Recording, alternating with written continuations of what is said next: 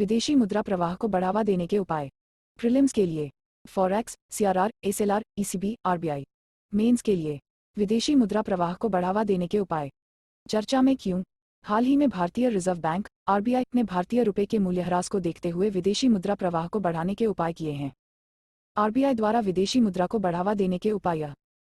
चालू वित्त वर्ष 2022-23 के दौरान अब तक जारी भू राजनीतिक तनाव के बीच अमेरिकी डॉलर के मुकाबले रुपये में 4.1% की गिरावट आई है।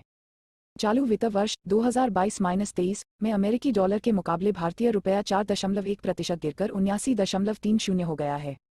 विदेशी पोर्टफोलियो निवेशकों एफपीआई ने 6 महीने में 2.32 लाख करोड़ रुपए निकाले हैं। पिछले 9 महीनों में भारत का विदेशी मुद्रा भंडार 50 बिलियन अमेरिकी डॉलर की कमी के साथ 593.3 बिलियन अमेरिकी डॉलर पर पहुंच गया है। विदेशी मुद्रा रिजर्व परिचय। विदेशी मुद्रा भंडार का आशय केंद्रीय बैंक द्वारा विदेशी मुद्रा में आरक्षित संपत्ति से है, जिसमें बांड, ट्रेजरी बिल और अन्य सरकारी प्रतिभूतियां शामिल होती हैं। गौरतलब है कि अधिकांश विदेशी मुद्रा भंडार अमेरिकी डॉलर में आरक्षित किए जाते हैं।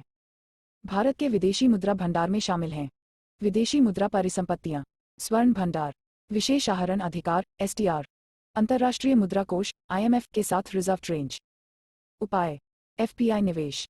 विदेशी पोर्टफोलियो निवेशक एफपीआई सरकारी प्रतिभूतियों और कॉर्पोरेट बांड में निवेश कर सकते हैं।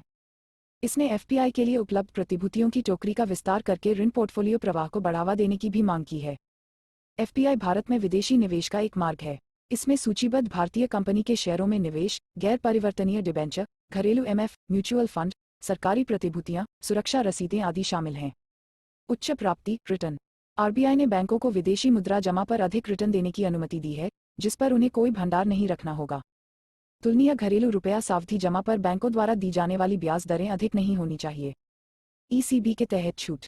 कॉर्पोरेट्स के लिए बाहरी वाणिज्यिक उधार एक्सटर्नल कमर्शियल बोरोइंग ईसीबी को नियंत्रित करने वाले नियमों में ढील दी गई है।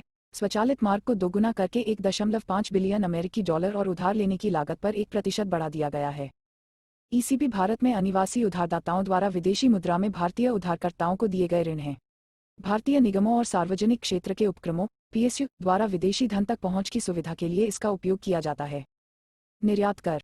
केंद्र सरकार ने बढ़ते चालू खाते के घाटे को नियंत्रित करने के लिए तेल और पेट्रोलियम उत्पादों पर निर्यात कर एवं सोने पर आयात शुल्क में भी वृद्धि की है। एफसीएनआर बी और एनआरआई जमा राशियों पर छूट।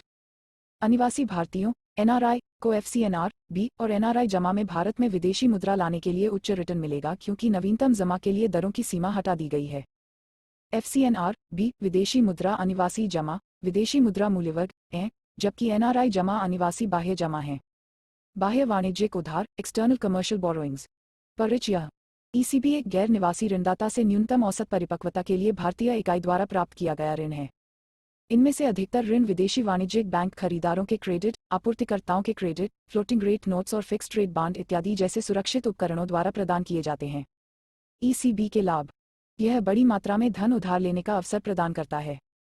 इससे प्राप्त धन अपेक्षाकृत लंबी अवधि के लिए उपलब्ध होता है। घरेलू धन की तुलना में ब्याज दर भी कम होती है।